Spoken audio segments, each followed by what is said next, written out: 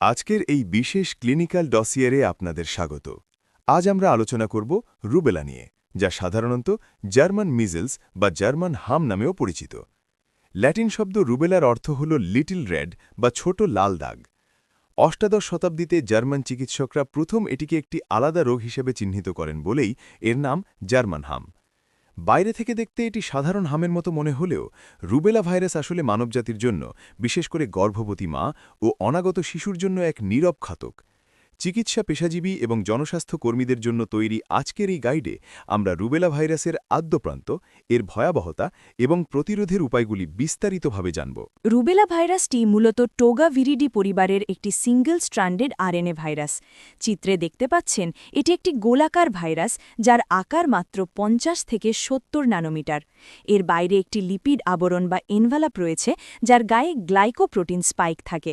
এই স্পাইকগুলোই মানবদেহের কোষে ভাইরাসের প্রবেশে সাহায্য করে।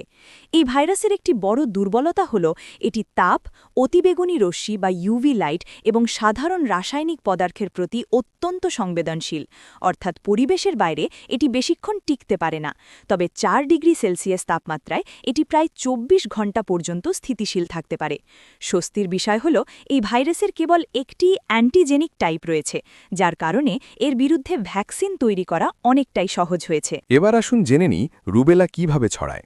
এই ভাইরাসের একমাত্র প্রাকৃতিক আশ্রয়স্থল হল মানুষ, অর্থাৎ কোনো পশু পাখি থেকে এটি ছড়ায় না। এটি মূলত দুটি উপায়ে ছড়ায়। প্রথমত, ব্যক্তি থেকে ব্যক্তিতে, অর্থাৎ আক্রান্ত ব্যক্তির হাঁচি, কাশি বা শ্বাসপ্রশ্বাসের ড্রপলেটের মাধ্যমে। একজন আক্রান্ত ব্যক্তি তার শরীরের র্যাশ বা ফুসকুড়ি বেরোবার 1 সপ্তাহ আগে থেকে শুরু করে র্যাশ বেরোবার 1 সপ্তাহ পর পর্যন্ত অন্যদের মাঝে ভাইরাস ছড়াতে পারেন। আর দ্বিতীয় এবং সবচেয়ে মারাত্মক পথটি হল ভার্টিক্যাল ট্রান্সমিশন, অর্থাৎ গর্ভাবস্থায় যদি কোনো মা রুবেলায় আক্রান্ত হন, তবে এই ভাইরাস সরাসরি প্ল্যাসেন্টা ভেদ করে অনাগত ভ্রূণের শরীরে প্রবেশ করে, যা জন্মগত রুবেলা সিন্ড্রোমের কারণ হয়ে দাঁড়ায়। ভাইরাসটি শরীরে প্রবেশ করার পর কিভাবে কাজ করে? রুবেলা ভাইরাসের ইনকিউবেশন পিরিয়ড বা সুপ্তকাল হল 14 থেকে 21 দিন। প্রথমে এটি ন্যাসোফ্যারিংস বা শ্বাসতন্ত্রের উপরের অংশে প্রবেশ করে। এরপর এটি ঘাড়ের কাছের লিম্ফ নোডগুলোতে বংশবৃদ্ধি করতে শুরু করে। সংক্রমণের 5 থেকে 7 দিন পর এটি রক্তে ছড়িয়ে পড়ে, যাকে বলা হয় ভাইরেমিয়া। রক্তের মাধ্যমে এই ভাইরাস ত্বক এবং জয়েন্টগুলোতে পৌঁছায়, যার ফলে শরীরের র্যাশ ও গাঁটে ব্যথা দেখা দেয়। কিন্তু সবচেয়ে বড় বিপদ ঘটে গর্ভবতী নারীদের ক্ষেত্রে। ভাইরেমিয়ার সময় ভাইরাসটি প্লাসেন্টায় সংক্রমণ ঘটায়, প্লাসেন্টাইটিস, এবং ভ্রূণের কোষে আক্রমণ করে, যা ভ্রূণের গঠন প্রক্রিয়াকে মারাত্মকভাবে ব্যাহত করে। জন্মের পর শিশু বা বয়স্করা যখন রুবেলায় আক্রান্ত হন, তাকে অর্জিত রুবেলা বলা হয়। এটি মূলত একটি মৃদু রোগ। এর প্রধান লক্ষণ হল ম্যাকিউলোপ্যাপুলার র্যাশ, যা প্রথমে মুখে শুরু হয়ে ধীরে ধীরে সারা শরীরে ছড়িয়ে পড়ে এবং 3 দিনের মধ্যে কোনো দাগ না রেখেই মিলিয়ে যায়। এর সাথে হালকা জ্বর থাকে। প্রায় 20% রোগীর ক্ষেত্রে নরম তালুতে ছোট ছোট লাল বিন্দু দেখা যায়, যাকে ফরশাইমার্স স্পটস বলা হয়। এছাড়া ঘাড়ের পেছনের লিম্ফ নোডগুলো ফুলে যায়, লিম্ফ্যাডিনোপ্যাথি। গবেষণায় দেখা গেছে বয়স্ক নারীরা রুবেলায় আক্রান্ত হলে তাদের ক্ষেত্রে ক্ষণস্থায়ী আর্থ্রাইটিস বা গাঁটে ব্যথার মতো জটিলতাও দেখা দিতে পারে। অর্জিত রুবেলা মৃদু হলেও গর্ভাবস্থায় এই সংক্রমণ এক নীরব বিপর্যয় ডেকে আনে, যার নাম কনজেনাইটাল রুবেলা সিন্ড্রোম বা সিআরএস। 1941 সালে অস্ট্রেলিয়ান চক্ষুরোগ বিশেষজ্ঞ নরম্যান ম্যাকঅ্যালিস্টার গ্রেগ প্রথম গর্ভাবস্থায় রুবেলা সংক্রমণের ভয়াবহতা আবিষ্কার করেন। গর্ভাবস্থার প্রথম 3 মাসে বা ফার্স্ট ট্রাইমেস্টারে ভ্রূণের অঙ্গপ্রত্যঙ্গ গঠিত হয়। এই সময় রুবেলা ভাইরাস আক্রমণ করলে তা কোষের স্বাভাবিক বৃদ্ধি থামিয়ে দেয় এবং কোষের মৃত্যু ঘটায়। এর ফলে গর্ভপাত, অকাল প্রসব, এমনকি ভ্রূণের মৃত্যু পর্যন্ত হতে পারে। যে শিশুরা বেঁচে যায় তারা মারাত্মক জন্মগত ত্রুটি নিয়ে জন্মায়। বিস্ময়কর ব্যাপার হল, এই আক্রান্ত শিশুরা জন্মের পর 1 বছর বা তারও বেশি সময় ধরে প্রস্রাব ও মলের মাধ্যমে ভাইরাস ছড়াতে থাকে। গর্ভাবস্থার ঠিক কোন সময় মা আক্রান্ত হচ্ছেন তার উপর নির্ভর করে অনাগত শিশুর ক্ষতির মাত্রা। গর্ভাবস্থার প্রথম 12 সপ্তাহের মধ্যে যদি মা রুবেলায় আক্রান্ত হন, তবে ভ্রূণের ক্ষতি হওয়ার ঝুঁকি প্রায় 100%। গবেষণায় দেখা যায় এ সময় 20% ক্ষেত্রে স্বতঃস্ফূর্ত গর্ভপাত হয়ে যায় এবং বেঁচে থাকা শিশুদের মারাত্মক জন্মগত ত্রুটি থাকে। গর্ভাবস্থার 13 থেকে 16 সপ্তাহের মধ্যে সংক্রমণ হলে ঝুঁকি কমে 15% নেমে আসে। তবে এক্ষেত্রে শিশুর বধিরতা বা রেটিনোপ্যাথি হওয়ার আশঙ্কা থাকে। আর গর্ভাবস্থার ১৬ সপ্তাহ বা ৪ মাসের পর সংক্রমণ হলে ভ্রূণের বড় কোনো ক্ষতি হওয়ার ঝুঁকি প্রায় থাকে না বললেই চলে। তাই প্রথম ট্রাইমিস্টার বা প্রথম ৩ মাস সবচেয়ে বেশি ঝুঁকিপূর্ণ। কনজেনিটাল রুবেলা সিন্ড্রোম বা সিআরএসের প্রধান ৩টি লক্ষণকে একসাথে ক্লাসিক ট্রায়াড বলা হয়। প্রথমটি হল চোখের ত্রুটি, যেমন জন্মগত ছানি বা ক্যাটারাক্ট, গ্লুকোমা এবং সল্ট অ্যান্ড পেপার রেটিনোপ্যাথি। দ্বিতীয়টি হল কানের ত্রুটি, সেন্সরি নিউরাল বধিরতা, যা সিআরএসের সবচেয়ে সাধারণ এবং স্থায়ী ত্রুটি। তৃতীয়টি হল জন্মগত হৃদরোগ বা হার্ট ডিফেক্ট, বিশেষ করে পেটেন্ট ডাক্টাস আর্টেরিওসিস।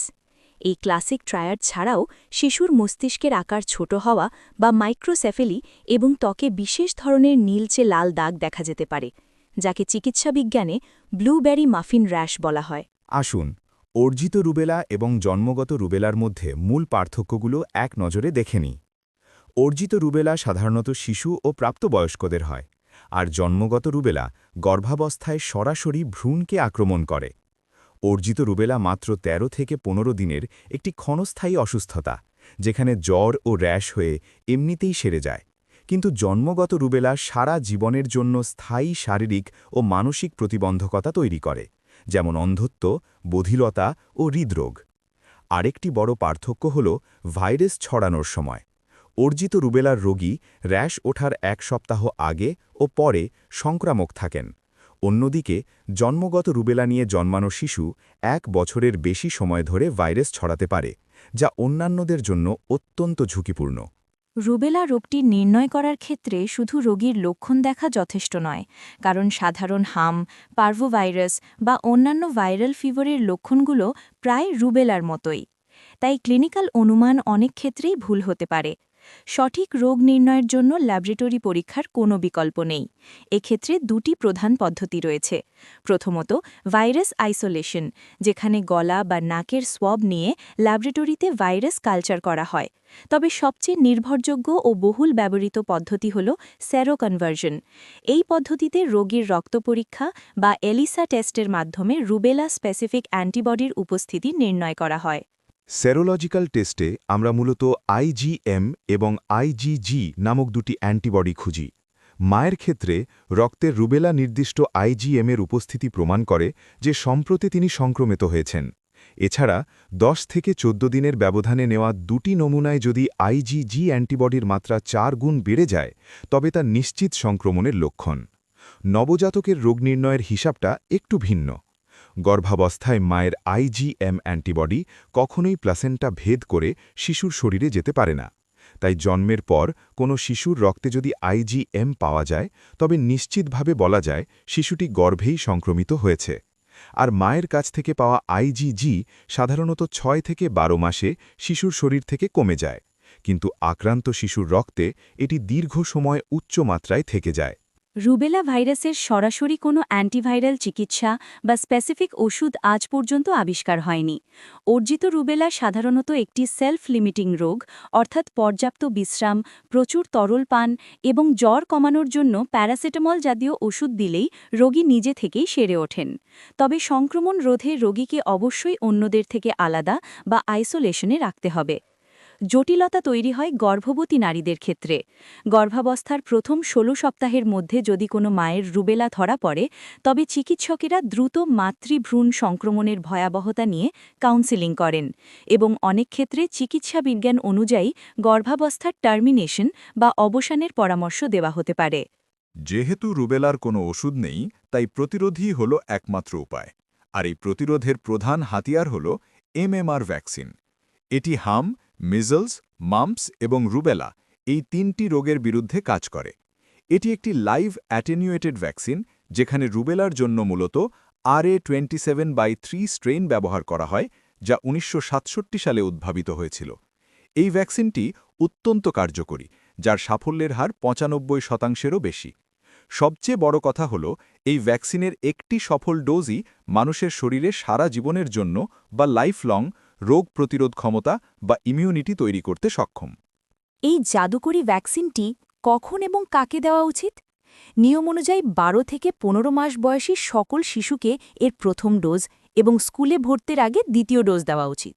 পাশাপাশি যেসব প্রজননক্ষম নারীর রুবেলার প্রতি অনাক্রম্যতা বা ইমিউনিটি নেই তাদের অবশ্যই ভ্যাকসিন দেওয়া উচিত। তবে কিছু ক্ষেত্রে এই ভ্যাকসিন দেওয়া সম্পূর্ণ নিষেধ, যেমন গর্ভাবস্থা। যেহেতু এটি লাইভ ভ্যাকসিন, তাই গর্ভাবস্থায় এটি কোনোভাবেই দেওয়া যাবে না।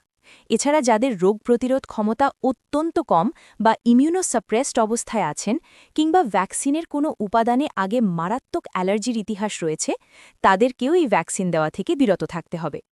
ভিডিওর শেষ পর্যায়ে এসে জনস্বাস্থ্য রক্ষায় আমাদের কিছু করণীয় ও বর্জনীয় সম্পর্কে জেনে রাখা জরুরি।